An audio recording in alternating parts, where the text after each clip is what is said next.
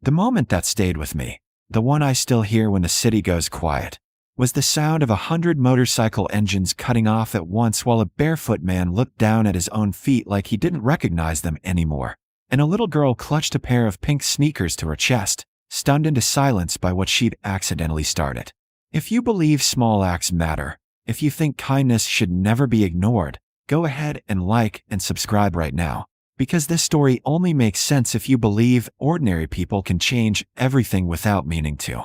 I want to rewind to the beginning, before the engines, before the crowd, before the shock on that child's face. Back to the morning when nothing about that street corner suggested it would become unforgettable. Because the truth is the climax was loud, but what caused it was almost unbearably quiet.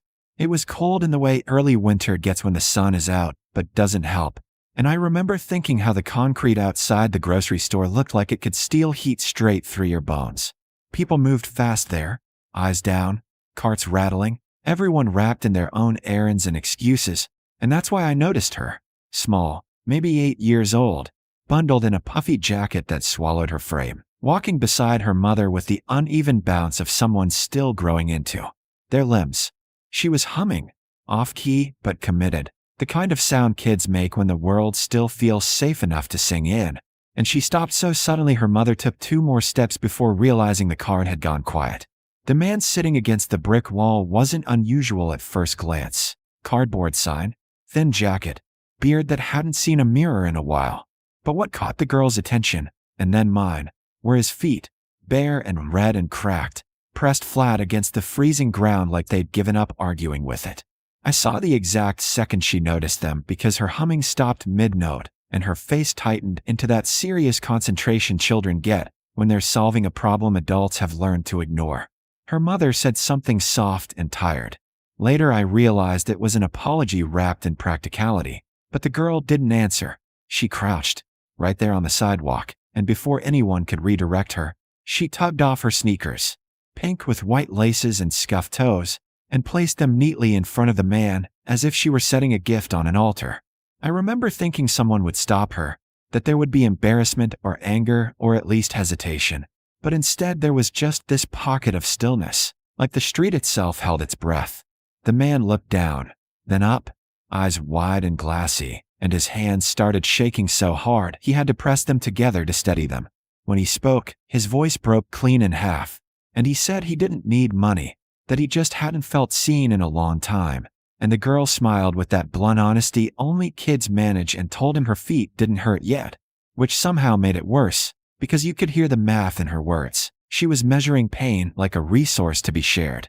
Her mother rushed back, flustered, trying to make it right in the adult way, fumbling for cash and apologies. But the man kept looking at the shoes like they might disappear if he blinked. And that's when I noticed the motorcycles across the street. 3 of them at first, parked in front of a closed tattoo shop, engines idling low and patient.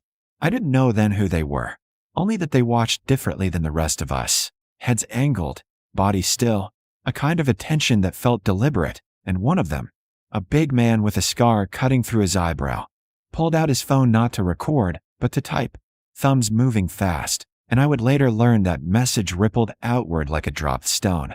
The girl stood there barefoot on the cold concrete, socks thin and already damp, and the man finally reached out and touched the shoes with the reverence of someone afraid to claim a miracle. He tried to give them back, stammering that he couldn't take from a child, and she shook her head with a certainty that felt older than her age, insisting because it made sense to her, and something in that exchange broke the invisible rule the street usually lives by. The rule that says keep moving, don't get involved, don't make eye contact. People slowed. A woman near me wiped her eyes. A man pretended to check his phone so he wouldn't have to look away. And then the sound started, faint at first, like distant thunder rolling toward us through traffic and buildings, growing louder and more organized until heads turned and conversations died, and the girl's mother instinctively pulled her closer, suddenly aware that whatever was coming was bigger than the moment she could control.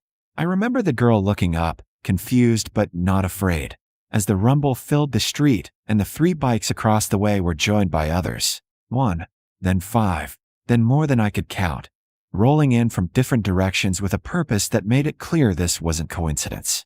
But before the engines cut, before the men dismounted, Before the crowd fully understood what was happening, there was this quiet, fragile instant where it was still just a child without shoes and a man who hadn't expected kindness that day. And if you ask me, that's where the real story lives. Right there in the space between noticing someone's pain and deciding to do something about it. Because everything that followed, the power, the noise, the numbers, was only possible because a little girl believed helping made sense. By the time the engines finally went silent, the street no longer felt like a street. It felt like a line had been drawn through the city, and everyone standing there knew which side they were on. I watched the little girl's eyes widen as motorcycles filled every open space along the curb, chrome catching the weak winter sun, leather vests dark against the gray day, and the sound of idling engines vibrating through her socked feet and straight into her chest.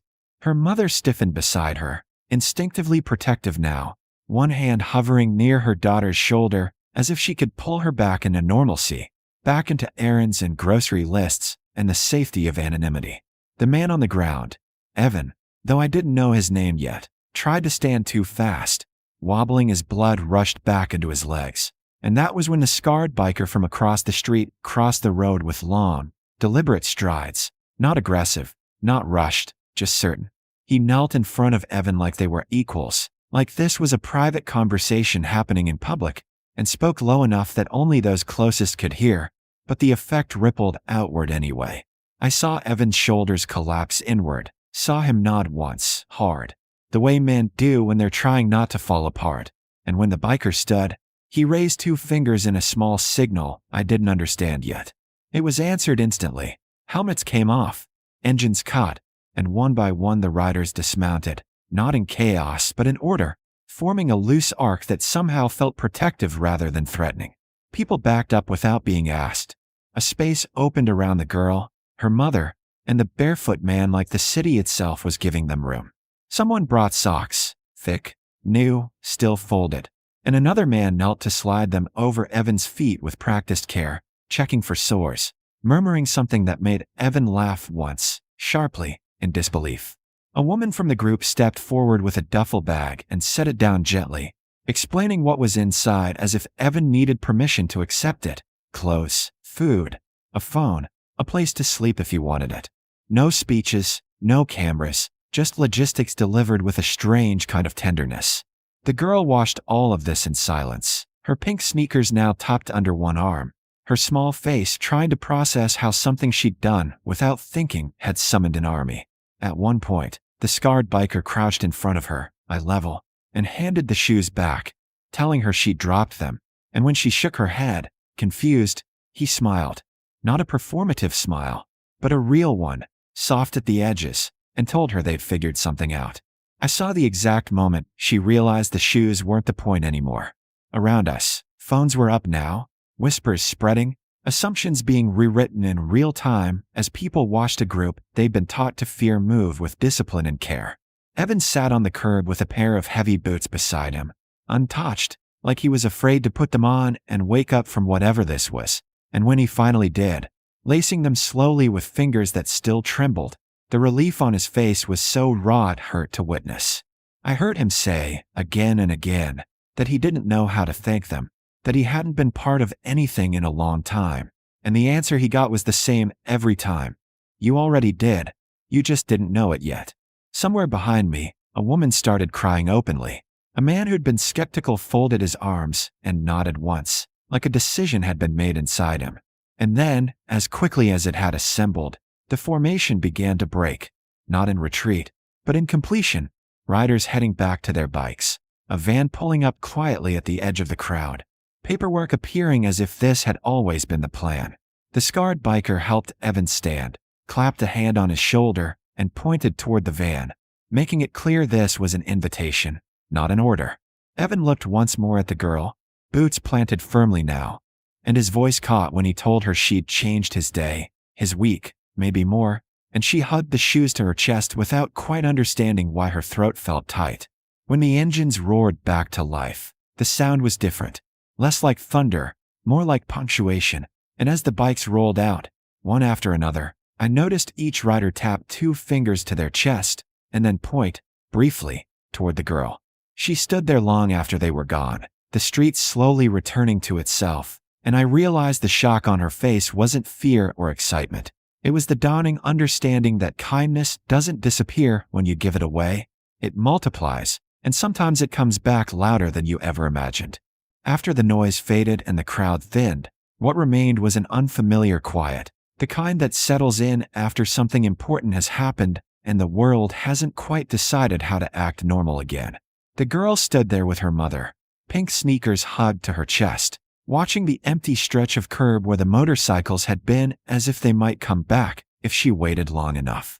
Evan had already driven away in the van, boots on his feet, shoulders straighter than before, and for the first time since I'd noticed him that morning, he hadn't looked like he was bracing for the next loss. The grocery store doors opened and closed behind us. Carts rattled, traffic resumed, but everything felt subtly rearranged, like a room after furniture has been moved just enough that you keep bumping into new corners. Her mother knelt and asked if she was cold, suddenly aware of the socks on bare concrete, and the girl shook her head, distracted, trying to solve a question that didn't have words yet. Later, as they walked away, I overheard her ask why so many people helped when she'd only given shoes, and her mother paused for a long moment before answering, choosing honesty over convenience. Because sometimes, she said, people are waiting for permission to be good, and you gave it to them. That stayed with me, because it explained more than what I'd seen on that street. It explained why the riders had come without hesitation, why they hadn't needed applause or credit, why a single small act had cut through years of indifference like a match in the dark. In the days that followed, the video clips circulated, opinions flared and softened, and strangers argued online about who those men were and what they represented. But none of that captured the truth I witnessed firsthand. The truth was quieter. A barefoot man sleeping indoors that night, a child learning that empathy is weight, and a city briefly reminded that strength doesn't always announce itself with force. I still think about that moment when the girl took off her shoes, how natural it was for her, how unburdened by calculation, and I wonder how many chances we all pass by waiting to be sure our kindness will matter. That day answered the question for me. It does. Not because it guarantees a happy ending, but because it gives others the courage to show up. And sometimes, if you're lucky enough to see it happen, you realize the most powerful movements don't start with engines or numbers or names. They start with someone small, noticing someone else's pain, and deciding it shouldn't be ignored.